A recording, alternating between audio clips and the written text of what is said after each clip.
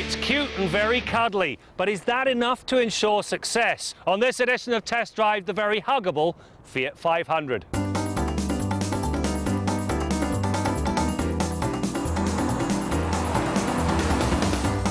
After a brief dalliance in Canada back in the early 80s with the Strada and odd X19, Fiat packed its bags and went home.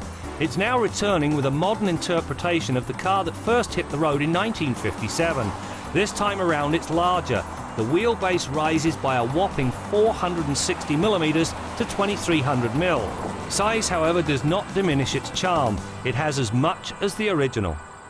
The cabin of this Fiat 500 lives up to its cute billing. To begin with, the two-tone interior is very nice. Now, this particular model also comes with a ton of equipment: leather-covered seats, moonroof, and a decent Bose audio sound system. However, not all is hunky-dory. To begin with, the ignition key sits very close to the dash. That means that painted surface is going to get marred in a hurry. The second drawback, you don't so much sit in the seat as you sit on it. And if you ride tall in the saddle like I do, it limits headroom and it means you can't see traffic lights. This chunk of the roof section blocks them.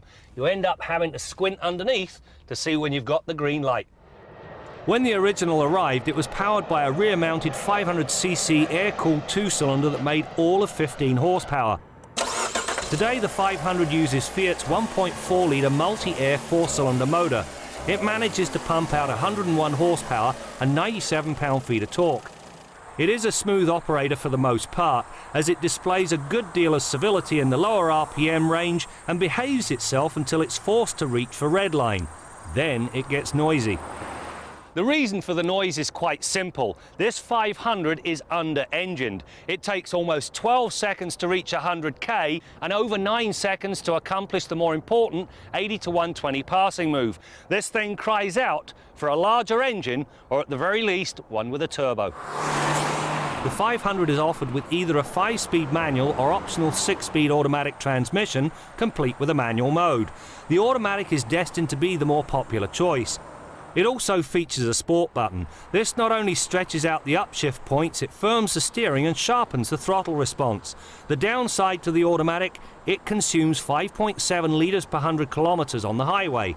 The Hyundai Accent, which features a bigger 1.6-litre engine that makes 138 horsepower, which is up 37, consumes just 4.8 litres per 100 kilometres when teamed with its automatic.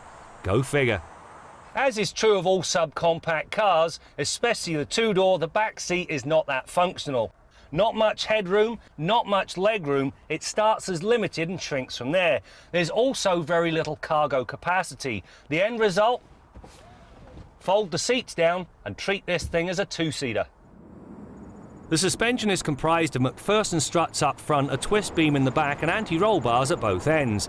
The calibration is such that the 500 manages to soak up the rough sections of pavement without feeling as though it's about to fall over when pushed through a corner.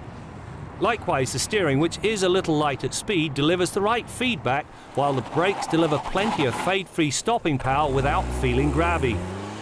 There's no question this Fiat 500 is as cute as a button. The problem is, well, it's more a fashion accessory than it is a serious ride, and it's destined to stay that way until such time as it gets some much-needed power. The good news is, well, the power's on its way, and it's arriving in the form of a turbocharged model.